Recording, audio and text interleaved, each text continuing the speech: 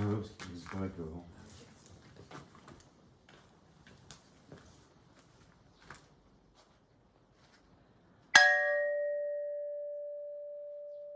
Deux moyens. Un faible. Un fort. Pause.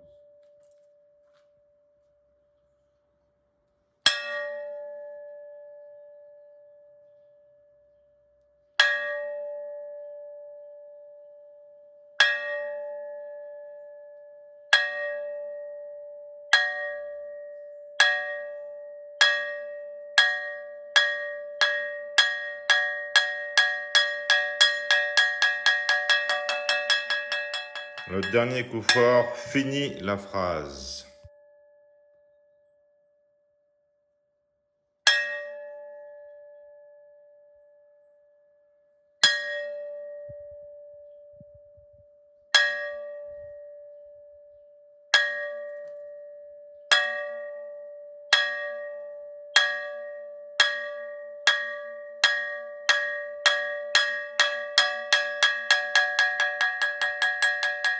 Dans la deuxième volée, il faut faire une légère pause entre le coup faible et le coup fort.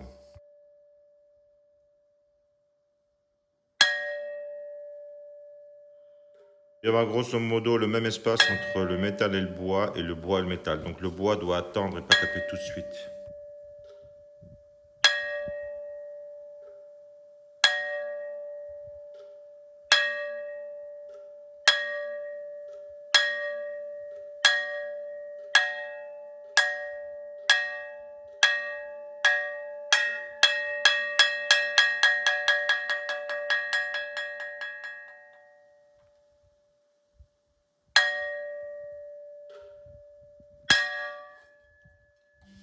Le dernier coup est étouffé et il est très important, c'est lui qui fait que dans le dojo on démarre le Daisai Gedapoku.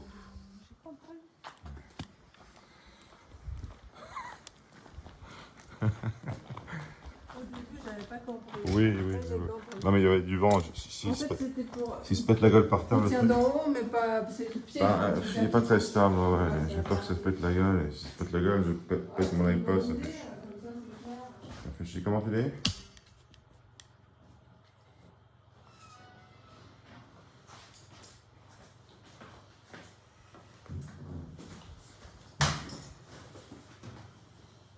Le premier truc qu'on fait, c'est de remettre le thé sur le feu, car le thé doit être servi vraiment brûlant pour pouvoir être utilisé pour nettoyer le bol.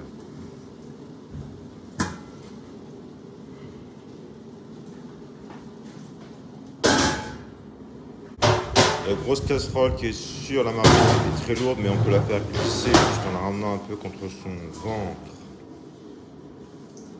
Faut remuer un peu avant de servir pour homogénéiser.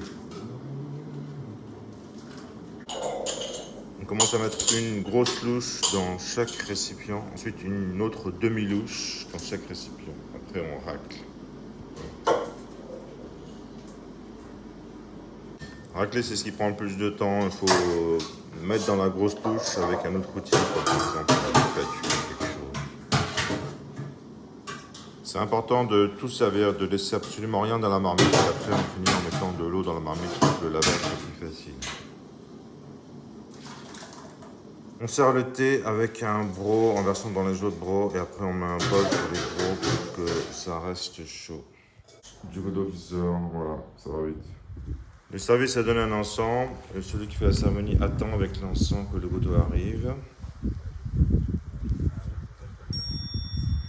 Ils vont gentiment tous les deux à l'hôtel, chacun de son côté. Après ça, celui qui fait la cérémonie passe l'encens au godo, qu'il le prend et qu'il le met.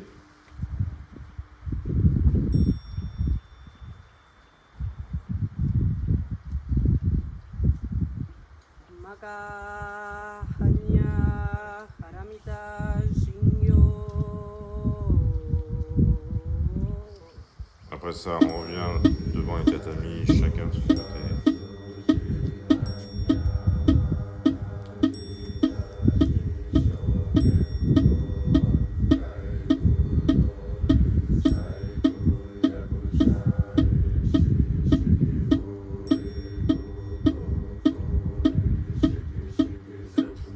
chacun son zago, synchronisé Godot, Genmai.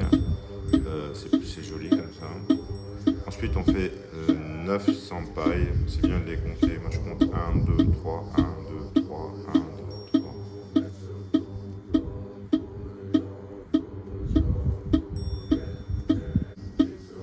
Au 9e senpai, en se relevant, on prend son zago, on replie symétriquement.